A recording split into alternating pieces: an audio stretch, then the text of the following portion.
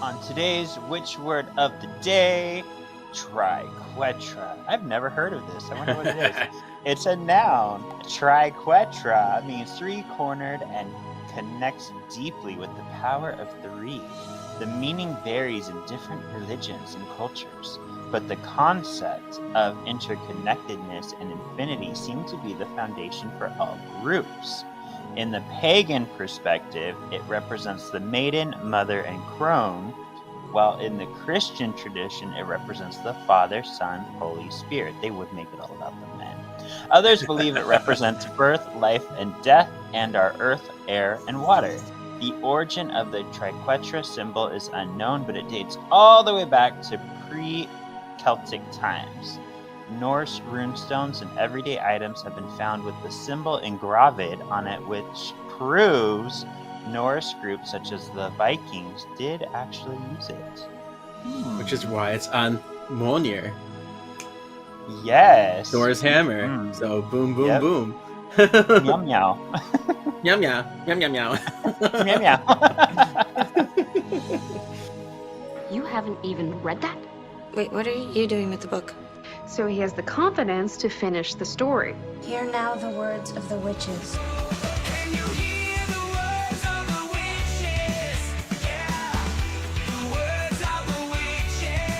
Welcome to Words of the Witches, the Charmed podcast that will guide you through the lesser-known published lore of the Charmed universe. In this night and in this hour, we call upon our fanboy power, bringing education and stupefaction to all of you.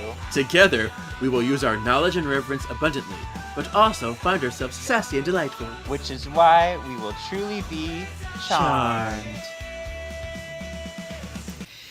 Hey friends, my boy Kevin has a really, really cool podcast. It's called Words of the Witches. It chats about all things in the Charmed universe. Of course, it's a sad time that our friend Shannon has passed. Playing Jack Sheridan on the show was a lot of fun. She brought so much energy to all the scenes that we did, and I remember in particular the very first time that I played Jack and my twin brother Jeff, when Shannon slapped me across the face twice because I had to play both characters. And we were laughing about it because she was being really gentle. And I said, Shannon, just go ahead and give me a couple good whacks. So I think she enjoyed that a little too much. But anyhow, rest in peace, Miss Doherty. You were well loved, and you left a lot of great memories for people. And yeah, so I really, really enjoyed my time in the show. So Words of the Witches. I love it. All right. Take care, everyone. Cheers. All right, here we are. This is Words of the Witches, episode 114. Welcome, spellworders. I'm Kevin, your resident Charmed resource. And I'm Sean, and I just love the supernatural.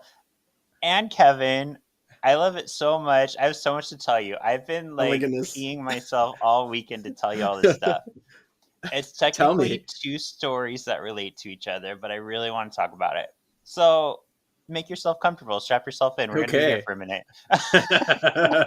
Buckle up, Buttercup. I was really inspired by our last episode with Phoenix. I thought Phoenix explained stuff very well. I really liked some of the stuff they brought to the table.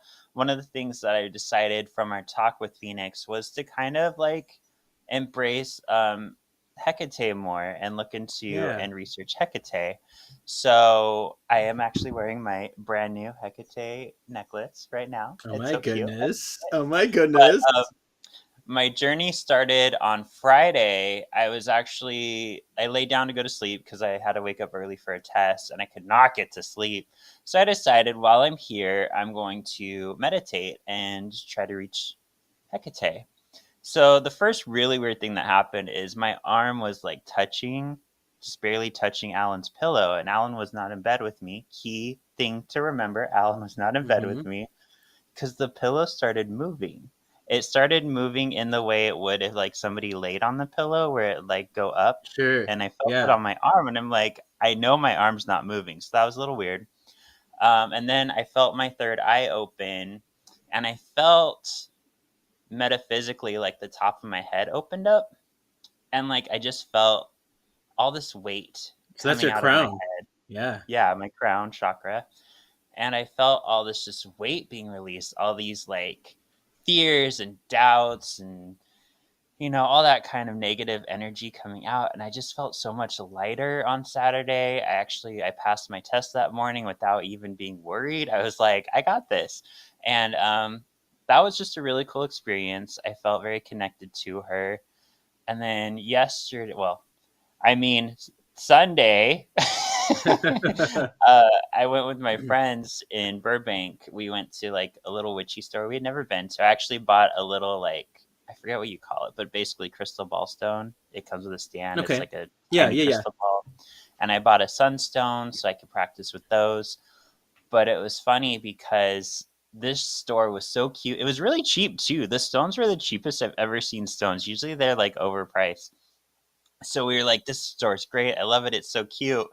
And then the lady behind the desk who had the coolest hair was like, oh, we have a temple upstairs. It's open to the What? public. You can go up there and practice if you want to. So we're like, okay, cool. So my friend, just a little background, my friend Natasha, sensitive like I am, we have a lot of the same feelings from places at the same time. And then our friend Sonia is a skeptic. So she's always trying to be like, Oh, well, this is probably why you felt this way. sure. We went upstairs. I went first up to the temple. And the minute I got up there, I felt dizzy and like out of breath. And Natasha came up behind me and she's like, I can't even breathe. I'm so dizzy right now. It was basically this large room, no chairs or anything. And all the way at the end was like a table that looks like it's probably used for like seances, things like that. Hmm.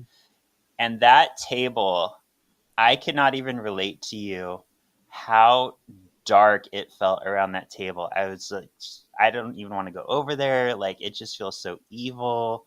Natasha's like, I feel the same thing. Like, yeah, no. So Wow. we ended up going into a side room that had a statue of Hecate, which was really pretty. I wanted to take a picture, but I was also like, I don't know if I want to take pictures up in this area. I don't Right. want anything coming with me. Um, we did come out of that room, and I did, because I'm always the dumbass who like I would die in a scary movie because I'm like, I'm gonna go explore that scary part over there. So I walked to the table and was looking at the stuff on the wall, and I can't even tell you, I reached out because I almost passed out. Like, it just got so bad the closer I got to that table, like I couldn't even stand anymore. And Natasha's like, let's just leave, let's just get out of here. And we felt ill for a couple hours afterwards. Like, we had headaches, we were like short of breath. Even Sonia, like, we got her to tell us like, yeah, I have a little bit of a headache too. So it was like, it actually was such a dark feeling entity that I actually questioned on the The way home store. from Burbank, like, is this something that I should believe in? And I finally Yeah. like, I'm okay with it. It was just, I don't know, it was just so dark feeling. It was icky. Well, yeah, it makes you wonder because if it's open to the public, anybody could have been doing anything there. You That's know, true. I didn't think about that. and so it might not be the store's fault. It's just because they like this is their spot, and so I don't. They may. I don't. This sounds like the plot of a new Charmed book coming out that we never got. Um, and obviously, there's residual magic stuff happening there. So, mm, Yeah, you make a good point, because if they're just letting anybody practice up there, you don't know if who's practicing up there is right. closing the door properly, getting rid of the spirits Not properly. cleansing. Yeah. Yeah. Ooh. Yeah, that's So it could be a scary. build up of all kinds of things intermingling, and maybe people are harnessing a lot of negative energy. So this is really great that we had our whole book last, all those weeks. We learned all about the magicness, but people do work with dark magic, and it doesn't necessarily mean it's bad, because Marshall said that he does like to work with both, but what are the reasons for them being called, and are they going out of control? Yeah. So. I did feel really smart because as we were going through the store, Sonia's like, why do people believe in crystals? I was like, Well, Sonia, crystals and rocks, the way that they're mined and the way that they grow, like I was just spouting like stuff like left and right. It's like, I'm on a podcast, you know. Yeah, on the podcast. And oh well, just to kind of close off the talk, I know I've been going for like a minute, but talking to Phoenix also really made me realize how knowledgeable I am about this stuff. Like I know I'm not like the expert to go to, but it kind of showed like I was like, wow, this person who works at a magic shop is like really interested in what I have to say. So I kind of realized like, yeah, I do know some shit and I enjoy Yeah. learning more about it. And even though I don't have like that practice yet that I really focus on, like I do a little bit of everything and it's kind of fun. And it doesn't have to be knowledge. It's all about experience. You've experienced a lot. So you have Yeah. that like that street smart of it all, which is really neat. Stop it. On a lighter note, I also found Marvel tarot cards and they're so beautiful and I love them so much. And Deadpool is the fool. And I think that's so funny. It's so perfect. I was watching Yeah. videos of him at Disneyland and it cracks me up. I know we wanted to see him so bad, but the last time he goes on is at 6 and we couldn't make it before 6. So we haven't seen him yet. Oh, wow. Anyway, so all of the previous episodes in this season have been about the Book of Shadows, talking about witchcraft and Charmed. Now we're going to go back to more of the fantasy of it all, the Charmed show. We are covering the Book of Three, the official companion to the hit TV show. And this was co-written by Diana G. Gallagher and Paul Ruditis. Do those names sound familiar at all? The first one does. I don't remember who that one is, but Paul Ruditis. Yes, these are names that will bring us all the way back to our previous season 1 and season 2 with the comics and the novels, because Diana Gallagher wrote several Charmed books before this. She wrote Beware What You Wish. She wrote The One You Hate, Spirit of the Wolf. She wrote Dark Vengeance, which is my favorite. Mist and Stone, Mystic Null, Hurricane Hex, which I didn't like either, and then Trick or Retreat. So she ended up writing the last book. And then Paul Ruditis wrote The Brewing Storm, as Puck would have it. He wrote something in The War on Witches, which was the multiple stories. He wrote Leo Rising, and then the ebooks like Gorgons Be Gorgons, The War on Witches, and of course all of season 9 comics. So these are people that have been deep in the Charmed world. It's a published world of it all. And now they wrote Show Companion, which is cool. And this first chapter was such an easy read. It was almost nothing at all. It's like I'm wearing nothing at all. Nothing at all. Do you want to confess or do you want to leave it ambiguous? I'll confess. I don't Okay. have the book yet. I haven't actually read the first full chapter. Kevin has given me some screenshots to go off of, but I ordered it right after we recorded our last episode last week, and it still isn't here yet. It's supposed to come either at the earliest by tomorrow, at the latest Friday. So I'm winging it this episode. Yeah, but this isn't going to be bad. We're going to be glossing over a lot of it.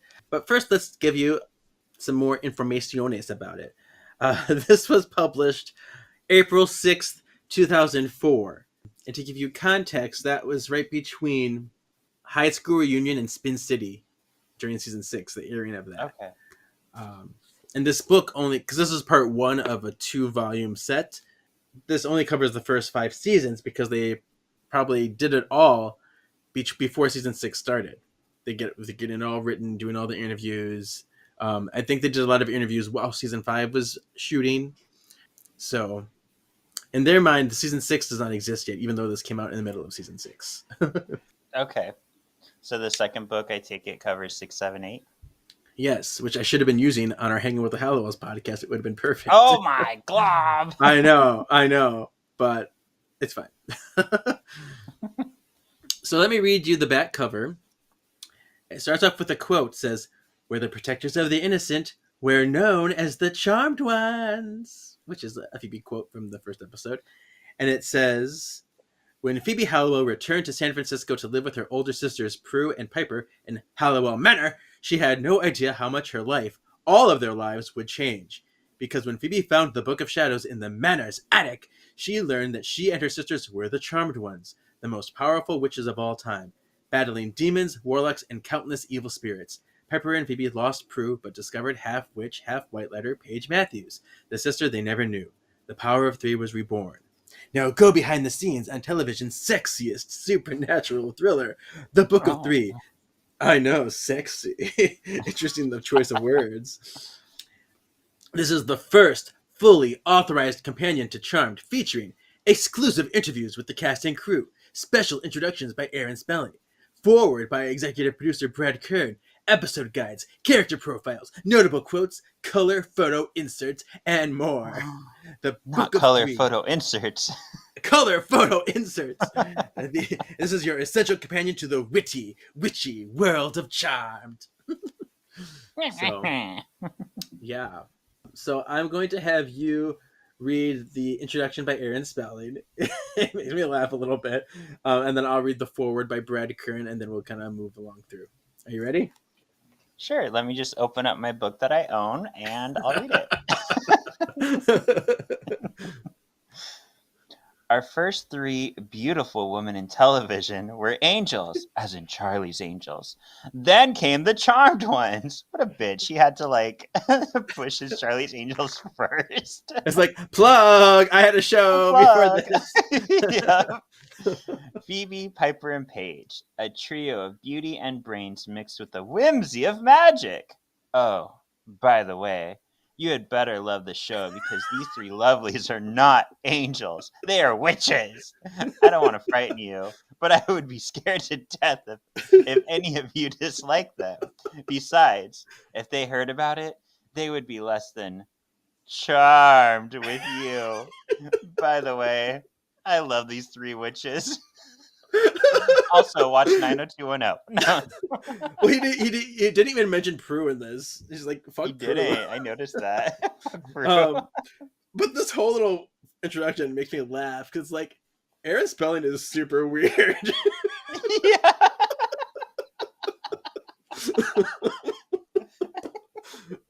He's like, everything's like on the nose, like, ha ha ha ha. He writes like my dad. Actually, He was probably giggling so hard the whole time. They'll be less than charmed. They are witches. By the way, I love these witches. Oh, Aaron. Oh, Aaron. So that's fun. And then we have a foreword by Brad Kern, and we don't really have a lot of nice things to say about Brad Kern most of the time on the show. Most of the times we don't say anything at all because we prefer to be, if we don't have anything nice to say, don't say anything at all. But he did, he was showrunner on that show forever, so he did do a lot of good things somewhere in there. And I do enjoy his little foreword here, so I'll read this. I think it's a really good foreword. So it says, "Well, it was fun while it lasted. That was the phone call we got from a network executive the morning before the premiere aired. In other words, call your agent, start looking for your next gig, because this show's never going to make it. Needless to say, we were all pretty depressed. Cut to the next morning, though, when we awoke to discover that Charmed had shattered the record for the highest ratings ever for a WB series. A week later, the ratings were equally strong, and this time, when the network called, they did something they never done before. They picked up the show after only 2 airings for the entire season." Yeah. Well, 6 seasons later, we're still on the air, thankfully, and still going strong. Actually, it's not a knock on the network that they didn't have much faith in our future. Rather, it speaks to how difficult the show was for us to envision at the outset. I mean, it's one thing to do a pilot episode about 3 sisters who one day discover they're witches, but then what are the characters supposed to do every week after that? It's not like we created a cop show where a crime is committed every episode, and the fun is watching the cops figure it out. Or a law show where the drama is always what the verdict will be. Or even Buffy the Vampire Slayer, where the title of the show itself made its direction clear. Charmed didn't have a franchise, a template for each episode, which meant we collectively had to figure one out, fast. Problem was, it took a little longer to figure out than most people know. Early on, we were somewhat inconsistent with our episodes, producing some really good ones, Dead Man Dating, that 70s episode, Deja Vu All Over Again, Morality Bites, along with a few clunkers, Wedding from Hell, How to Make a Quilt Out of Americans. Honestly, if it wasn't for our talented stars and their on-screen chemistry, I'm pretty sure I'd be writing for another show right now instead of writing this forward. From the beginning, they sold their characters, made us believe in the magic, and convinced us that they were really sisters. In short, they were the common thread that bought us time in order for us to hit our creative groove, to find the show. It remains a continuing challenge to create new mythological worlds for the girls to visit each and every week, especially after so many episodes. Yet that's also the fun for all of us involved. To use our imaginations, to find new situations that will make our audience laugh or cry or wonder. Because at the end of the day, the only thing that matters is whether or not the fans still enjoy the show. No question about it. We wouldn't be charmed without them. Blessed be Brad Kern. Ah, Wasn't that so nice? Forward. Yeah. Yeah. And he reiterates everything that I tell people all the time, that, you know, those actresses, everyone on the show committed to the show, even through all the silliness or the craziness. They were what made it. And so it's beautiful. Yeah. He does have it in him. Yeah. Of course, he's a writer kind of person, so I guess it makes sense. Yeah, true. And then the beginning part of this book just focuses on characters. So it lists characters and gives a little blurb about them. We're not going to go into the details because we know who these characters are. So it starts with Phoebe, then Piper, Prue, Paige, Leo. In there, they mentioned the crying thing. I'm perfectly entitled to do the crying thing, which Piper said to him. Then we have Wyatt, Cole, Daryl, Grams, Patty, Victor, Sam, Andy, Dan, and Jason. So those are all the characters they featured in this section. And they pretty much just gave their whole history. But I love, and Jason's, it's like, oh, he went to Hong Kong. I don't know what Phoebe's going to do now. Kind of like, because no one knew what was on the horizon for Jason. True. Things might work out when he returns, but Phoebe moves on. I did have to laugh at some of the things, because in Phoebe's section, it says her priorities are boys and fun. Which, like, all right, it sounded a little juvenile to me, but okay, I guess it's she 10. Correct. Yeah. And then I had, it says, Cole's inability to resist the forces of evil killed Phoebe's love for him.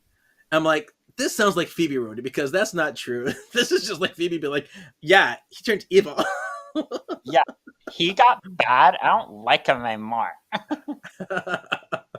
So, and then in Cole's section, it says he was vanquished by Phoebe's hatred. I'm like, that sounds about right. That's more accurate. Yeah. Okay. Vanquished by Phoebe's hatred, because she does not.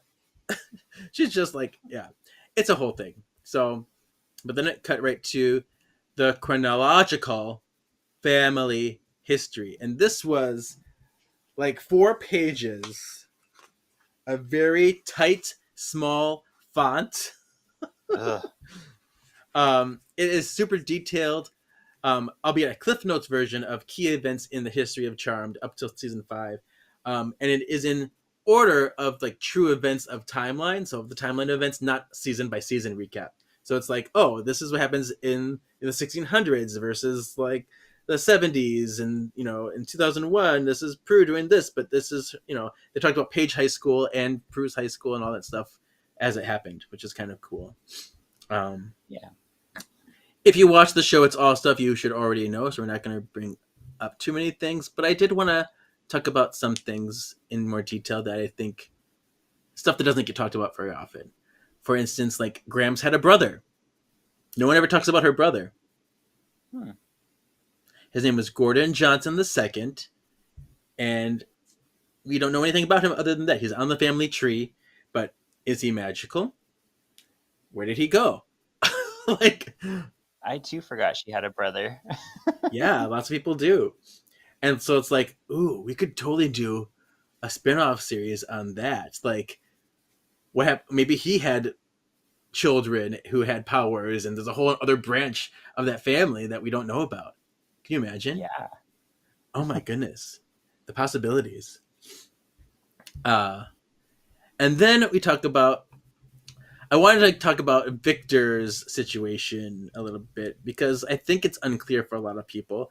And to be fair, there is some inconsistencies in the lore or uncertainties in the lore. But what do you know about Victor? What is your understanding of Victor's history? He's their dad. Yes, he's their father. Most people know that he was kind of absent for most of their childhood. Oh yeah, because he didn't want that life for them, right? He was trying to protect Right. them from which life? Right. Mm-hmm. I just want to go over how this all happened. So, Victor separated from Patty briefly, very briefly, in 1975, before Phoebe was born. So, it was sometime between after Piper, and that was mostly because he was very annoyed by the magic, and also Sam was hanging around all the time. He's like, "There's too much Sam in my face. I don't like the guy. I just need a break." So he kind of left for a little bit, but he came back when he found out that Patty was pregnant with Phoebe. He's like, "Oh, we're having another daughter. Let's give it a shot again." So there's that, and then he saved Prue from the ice cream truck when she was 6, and Grams got all in his case about that, saying, "You don't know about magic. You have no powers. You should stay away from the magical world." I'm like, Grams is such a bitch because of course he's going to do anything to save his daughter. Like, shut up, Grams. Yeah. I was mad. But that was a point of contention between them two. It only fueled their tension in this whole dynamic. And then he and Patty got divorced sometime in 1977 when he found out about the affair with Sam. This book says that Sam and Patty didn't get involved until after the divorce, but I call bullshit on that. Because even if it wasn't physical, they were definitely flirting. And I just feel sorry for Victor, especially because Paige was born in 1977, that same year. So it's too close. Too close. Yeah. So they don't really tell you if it was physical or not in the show, but I would argue that there was something happening. And I would support that argument. Because, yeah, even if they hadn't been having sex yet, you have to build that kind of love. So it was an emotional relationship. Yeah. So obviously, Victor's like, okay, well, I guess you don't want me anymore. And that's when they got officially divorced. And then Patty died in 1978. And Victor was still there for the girls even after that. And a lot of people like to, especially Prue, she's like, "You left us. I don't want nothing to do with you." And he was made to look like the bad guy for a long time. But he was trying very hard to be there for the girls. And he was there for Piper's 5th birthday party, which we see in Sympathy for the Demon. And then Grams vanquished a demon in front of Piper on the birthday. And he's like, "Oh my gosh, they're attacking my children. They're in danger." It's like, "We need to stop this magic." And she's like, "Oh, whatever. They're witches. They all are. They got to get used to it. It's nothing." And he was just so, scared by this. And that was the night that he finally left for good. So that's the history. But there's also a weird thing there because when did Grams bind their powers? Yeah, true. We are told in that 70s episode that she binds them after Phoebe is born. But then here we are, Pepper's 5 years old, watching demons being vanquished in her house, and Grams saying that she's a witch right in front of her. Like, I thought she's not supposed to know about this. So I guess just thinking about it more and more, I'm like, how does this even make sense? And then, like, in Lost and Bound, Pepper's like, "Grams gave us the greatest gift of all, a normal childhood." So which is it? Yeah. So that's something I don't know. If anybody has a better explanation, I don't know. But I feel like I got it all down. You probably did. Yeah, it's just inconsistent with the show. Writers, I should have been writing for the show. Oh my gosh, could you imagine if I was old enough? I could have been like a resource, like can't do that. No, can't do that. You'd be like, episode 3 or season 2, episode 3. This is inconsistent with what you're writing now. We need to change this. Yep. And then it went on after that section. That was the history. It went on to alternate histories, and I guess I figured you and I would read these. We'll just list the alternate histories, and if you want to comment on them, we can comment on them. Would you like to Okay. start? Sure. Let me just open up my book. This is not a piece of paper I found that I'm trying to make sound like a book. Alternate History 1. Unfortunate events are set in motion when Prue, Phoebe, and Piper use magic to teach an inconsiderate neighbor a lesson. As a result, Nathaniel Pratt becomes obsessed with finding and prosecuting witches for practicing the craft. That seems a little on the nose. The Craft. It's a movie. Prue becomes the single-minded successful owner of Buckland, opening branches in Paris, Tokyo, and London. However, she sacrifices her personal life and has little or no contact with her sisters. Piper marries Leo, has a daughter, Melinda, and divorces Leo. Phoebe uses her powers to kill Cal Green, a baseball player who escaped a murder charge on a technicality. She's convicted and sentenced to burn at the stake. The timeline is erased when earlier versions of the Charmed Ones leap forward in time to prevent Phoebe's death. Since she accepts her guilt and fate, which is a direct result of her act of revenge, the elders send them back to the present. Having learned their lesson, they wisely refrain from harassing Pratt with magic, and the future is changed. Aww. Yes. And see, I'm bothered by this too. This one thing, because it says successful owner of Buckland. Just call it Bucklands. Yes, I know the sign says Buckland Auction House, but when they refer to it as a company, they say Bucklands. You can only say Buckland Auction House if you say the full title, because it irks me, because there's certain times you have to say it in certain ways. So I'm am I laughing being at you, stupid? not with you. Yeah. No, I get it. I rant about things on X-Men, sometimes the smallest things. I get it, girl. I support you. But I can still laugh at you. Yeah, there's a podcast I listen to, because every time they talked about Bucklands, they say she worked at Buckland. They kept saying Buckland the entire time. I'm like, like, I know why you say that.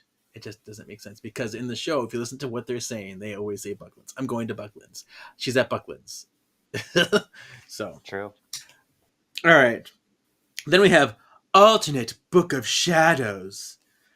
And this is referring back to that alternate history, Moralia Bites history. The 2009 version of the Book of Shadows, which existed in an alternate, now non-existent timeline depicted in Morality Bites, did not contain the return spell. Other spells, some of which violated the Wiccan rule of no personal gain, were unique to this volume. But it's funny, because even though it doesn't exist, they can't return home, you do see it while Prue is flipping through the pages, so... I remember that.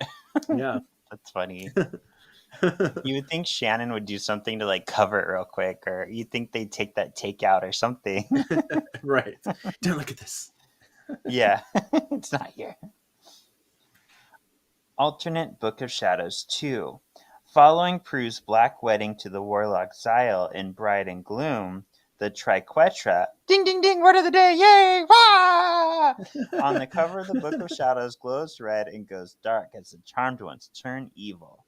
Black magic spells appear on its pages, and evil is no longer barred from touching it. The book reverts to the power of good when Xyle is vanquished and the black bond is broken. It's like, now there's just weirdness in it. Alternate history number 2. While trying to save Dr. Griffiths, Piper and Prue are hurled through a wall by Shax, the Source's assassin. Too soon. Oh my god, too soon. Leo revives them, but since Phoebe's vanquishing spell only forced the demon to retreat, Prue and Piper vanquish him again without knowing they're on live TV. A media circus ensues, prompting them to send Leo to the underworld to arrange for Tempest to reset time. Prue is unable to contact Leo down there when a wannabe witch shoots Piper. Although she rushes Piper to the hospital, Piper dies. Prue is about to die from a SWAT team bullet when time reverses. The reset did not affect events in the underworld. Interesting. Yeah, so that whole All Hell Breaks Loose episode that we saw, much of that episode didn't actually happen in the reset timeline. Wow, that's right. I remember that. I remember that really dramatic Shannon scene when she was trying to get Piper to the car. That was intense. Oh, move! And she's going for Right. Leo, and it's so tragic. Mm-hmm. On a lighter note, what a cute picture of a little old Phoebe we're looking at here in I alternate know. history number 3. So cute. Yeah. In a reality where Phoebe did not cast a spell to ask if she should marry Cole, she learns that he's the source and calls off the wedding and vanquishes him. Unaware of that reality, in March 2002, the present-day Phoebe does cast a spell which calls back both a 10-year-old version of herself and the older version of the alternate history to the manor. Although old Phoebe resists saying anything that will change the past, she realizes Phoebe of 2002 may be right. Old Phoebe has spent her whole life regretting the decision to kill Cole, wondering if she could have saved him. Perhaps she's been sent back to give herself, and him, another chance.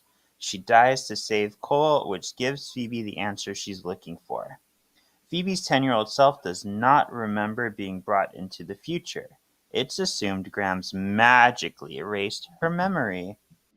So is that going to be our explanation for the inconsistency with, she's like, they're witches, and then she was like, oh, you don't know this. Piper, I'm going to erase your memory. She probably did that every day in the house. It's true. No, they're not. But this made me think a little bit too, because if this old Phoebe, regrets vanquishing Cole, I think it's very telling about what Phoebe was actually feeling about all that hate for Cole was just covering up the hurt, So I'm like, oh, my musical fixed all that. Like it adds credence to my musical. I'm like, thank you. That's true. Yeah, I get that. I get that when like you're afraid of something happening, so you like cause hate behind it to distance yourself from it. Yeah. So crazy to think about. Of course, no one will start taking you seriously until you stop dressing like a trap. That's what old Phoebe tells Phoebe. Yep. Anyway, alternate history number 4. Having seen her new romantic interest shot in a vision, Phoebe arranges to meet Miles at his office for lunch. A delivery truck blocks Pepper's car at the curb. Since Miles left the office, they take off on foot and turn left at an intersection. Piper freezes a shootout just before the bullet hits Miles, and his death is averted.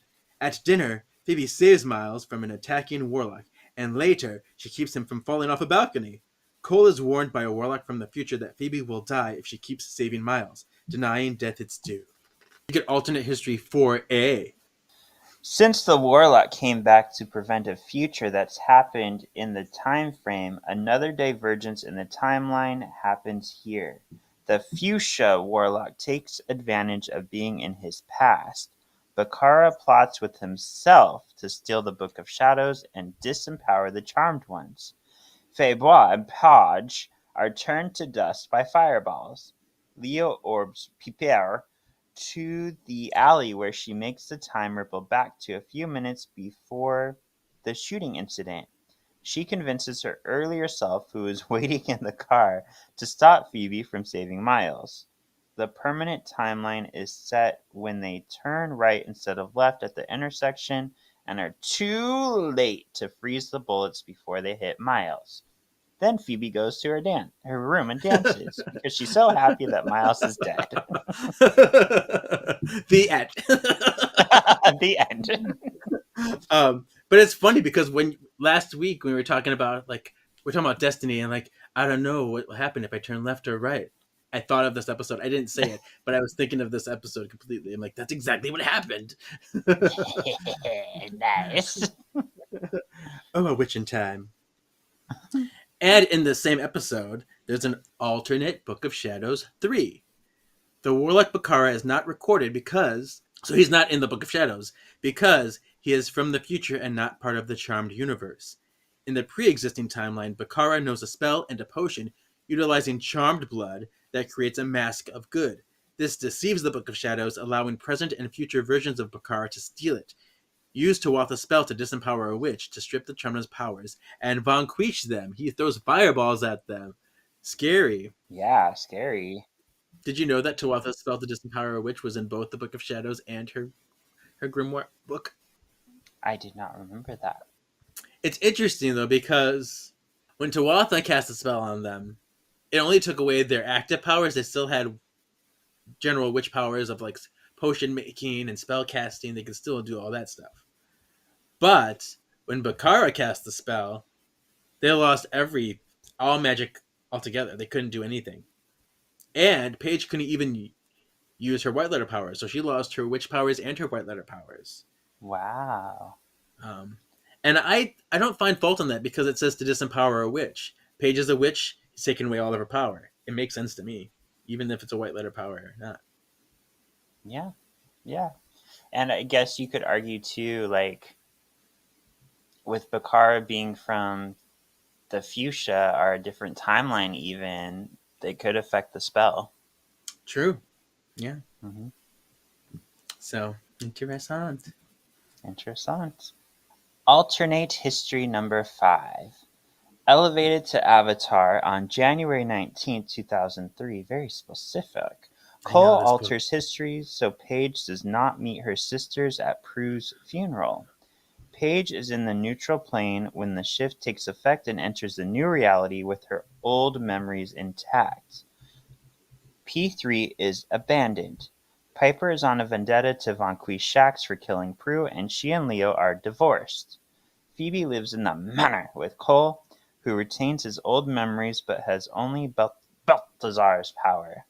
Phoebe hates Cole in this reality too, and only stays with him to protect Piper. Paige's knowledge of how to successfully vanquish a Lazarus demon convinces Piper and Leo that she really is a sister from a better world.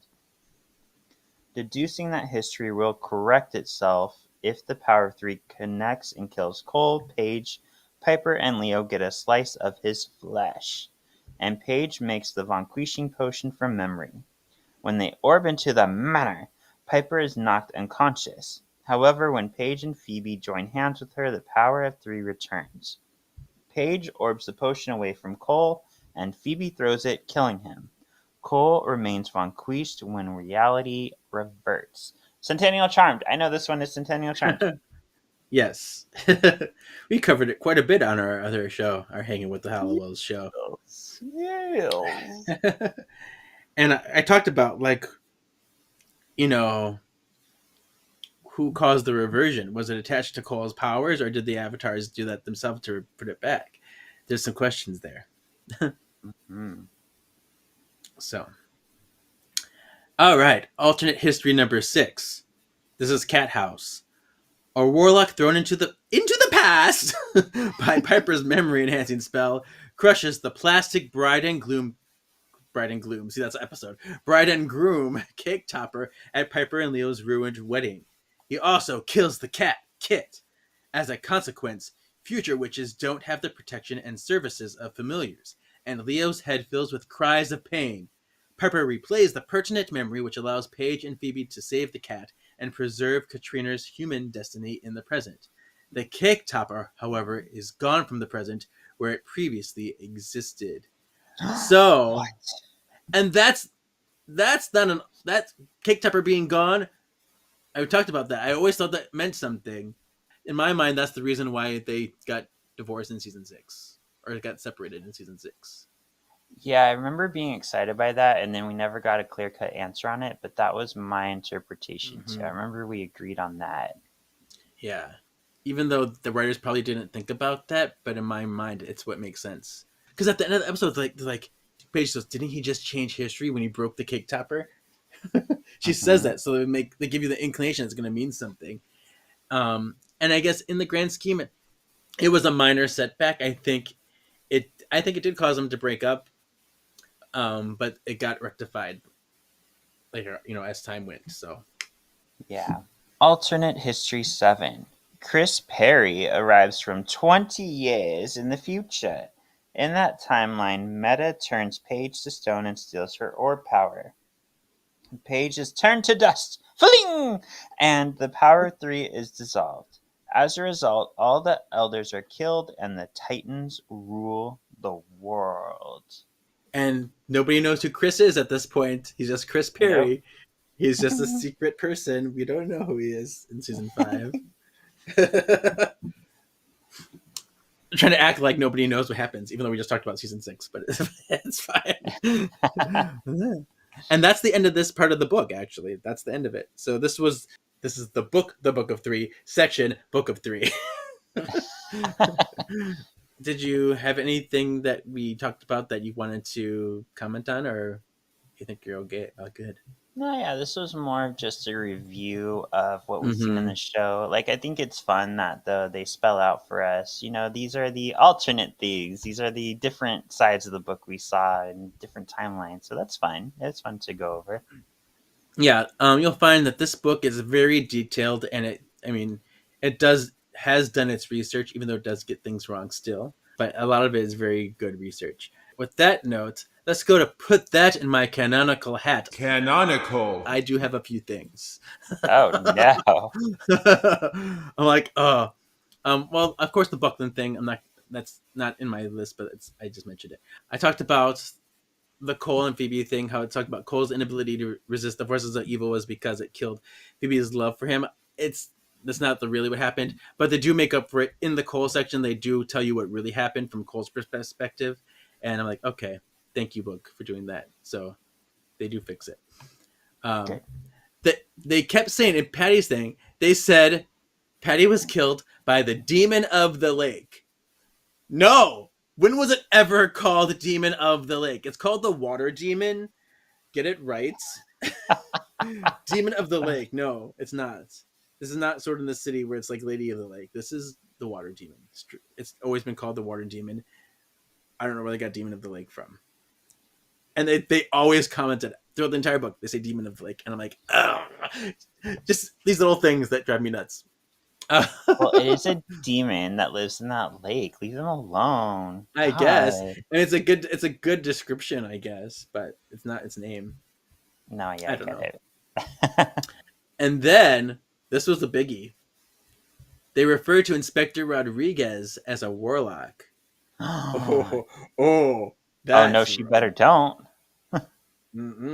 That Inspector Rodriguez is an upper level demon. Do you see his eyes turn red? The way he screeched like that bat made his partner bleed to death in the ears? Throwing energy balls. Like, that's no warlock at all. So, that was a really bad mistake. Egregious error there. Yeah, and then we talked about the whole Grams thing and questions there. Cool. So that's it. I'm not going to do a tips for future white letters for this because this was just going through the history. I don't know if we'll do it at all for this book or not. Maybe at the end. So now we'll skip right to PS4 poll. Prue? Piper. You mean it's just you and Prue, huh? Phoebe? Phoebe, you there? And a big hello to you too, Penny. Come on, Patty. The rest is up to them. Paige. My name is Paige. Another P, imagine that. PS4 poll. And we didn't do one last week because I thought it was a nice way to end without one. So this is the new one for this book.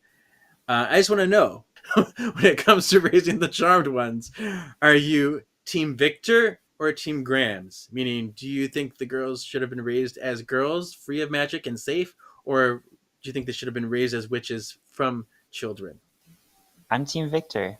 And the reason I say that is I think it's dangerous to raise them as witches because if they get it's really easy for a child to not know responsibility. And with great power must come great responsibility. Like, what if they grow up to be evil? What if they're like, get used to having these powers and they like misuse them? So let them be humans first and then let them tap into that power once you know that they can handle it. Yeah. Yeah, I'm Team Victor as well. This is something we talked about on our other show and before a couple times. But yeah, I think Victor was right to be scared for his daughters, for his children. And I think, you have to like show that you are mature enough and smart enough to start your studies on these things. And like the whole Graham situation doesn't make sense anyway. Like, you can't bind their powers and raise them as witches at the same time. So I don't get your logic, Grams. I never really thought about that, but yeah, it doesn't. I guess you can sneak in little like sneaky witch lessons in there, like, oh, here's a little nugget for you to think about later. Look at all these herbs. You might want to take a record of this for your cooking, Piper, and maybe other things. But yeah, and the way that Grams was always shitty to Victor too, it bothered me. So yeah, Team Victor all the way. Team Victor. All right, so that's our episode this week. Look at that. Woo! So next week we'll be doing the section 2, the Book of White Magic. In the meantime, tell us where we can find you, Sean. Or Hortensia Palsby.